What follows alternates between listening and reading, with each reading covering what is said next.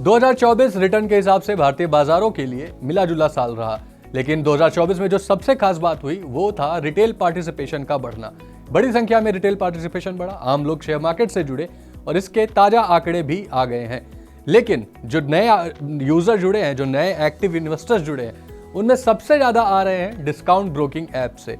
Discount broking platform कौन से हैं? जैसे कि काइट, जीरोधा, अपस्टॉक्स, ग्रो, ये सब ऐप्स। किस ऐप से लेकिन सबसे ज्यादा आए, टोटल कितने नए पार्टिसिपेशन जुड़े, इन सब मुद्दों पर चलिए डिटेल में बातचीत करते हैं। नमस्कार, मेरा नाम है सत्यम और आप देख रहे हैं मनी 9। सबसे पहले आप जानते हैं कि एनएसई पर एक्टिव पार्टिसिपेशन में कितना इजाफा हुआ। तो आपको बता दें कि 2024 में एनएसई पर तकरीबन 44% हमें ग्रोथ देखने को मिली एक्टिव पार्टिसिपेशन में। देश में कुल एक्टिव पार्टिसिपेंट्स की संख्या, शेयर मार्केट में एक्टिव इन्वेस्टर्स की संख्या 5 करोड़ से भी ऊपर निकल चुकी है। और अगर हम 2024 की बात करें तो लगभग 1.52 करोड़ नए इन्वेस्टर्स आए हैं, एनएसई पर आए हैं, जो अब अपनी ट्रेडिंग शुरू कर रहे हैं। अब इन एक्टिव इन्वेस्टर्स में तकरीबन 65% हिस्सा इन डिस्काउंट ब्रोकिंग प्लेटफॉर्म से आ रहा है, जिसमें ग्रो, एंजल वन और जीरोधा, इन तीनों प्लेटफॉर्म्स के जरिए सबसे ज्यादा नए पार्टिसिपेट मार्केट के आ रहे हैं, नए इन्वेस्टर्स मार्केट से जुड़ रहे हैं। लेकिन अब चलिए ये जानते हैं कि कौन से ब्रोकिंग प्लेटफॉर्म से, कौन से डिस्काउंट ब्रोकरेज से सबसे ज्यादा निवेशक जुड़े।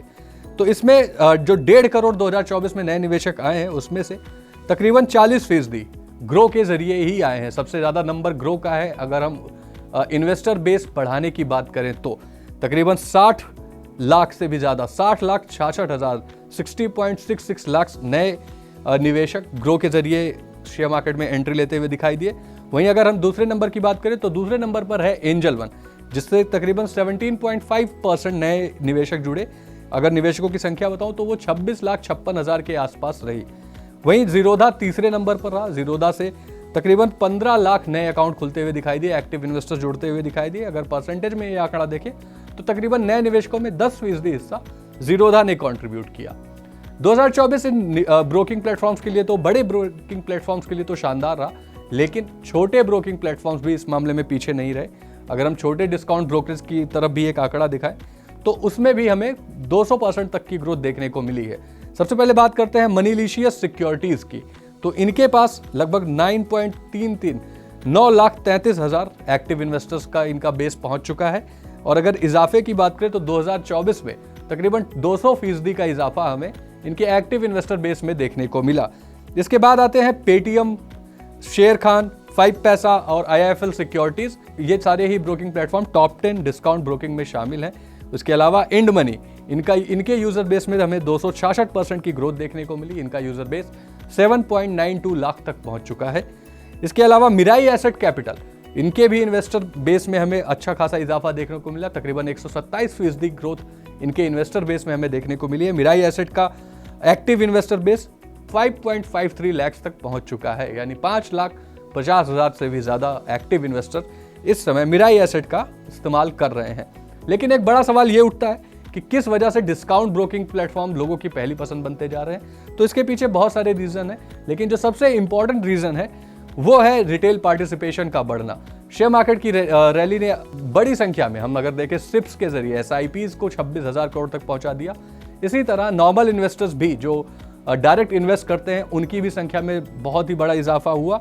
लेकिन और जिसका सीधा इंपैक्ट इन डिस्काउंट ब्रोकिंग प्लेटफॉर्म्स को भी मिलता हुआ दिखाई दिया। इसके अलावा एक इनका टेक सेवी होना बहुत बड़ा फायदा इनके लिए प्रूव हो रहा है। जो इनके अकाउंट खोलने की प्रोसेस है, इनका ऐप बहुत यूजर फ्रेंडली है, जिसमें आप महज एक दिन में अपना अकाउंट खोल सकते हैं, डीमैट अकाउंट नया खोल सकते हैं, जिसकी वजह से हर दिन ब्रोकिंग प्लेटफॉर्म्स की मांग बढ़ती जा रही है और जितने भी नए निवेशक हैं वो इन प्लेटफॉर्म्स के जरिए ही इन्वेस्टमेंट कर रहे हैं। इसके अलावा IPOs का भी एक बड़ा इंपॉर्टेंट रीजन रहा है, क्योंकि बड़ी संख्या में IPOs आए 2024 में। और हमने ये भी देखा कि एक ही घर से कई सारे अपना अलॉटमेंट की प्रोबेबिलिटी बढ़ाने के लिए, एप्लीकेशंस को बढ़ाने के लिए एक ही घर से कई सारे अकाउंट खोले गए अलग अलग प्लेटफॉर्म्स पर, जैसे जीरोधा पर ही या ग्रो पर, जिस पर भी खुला।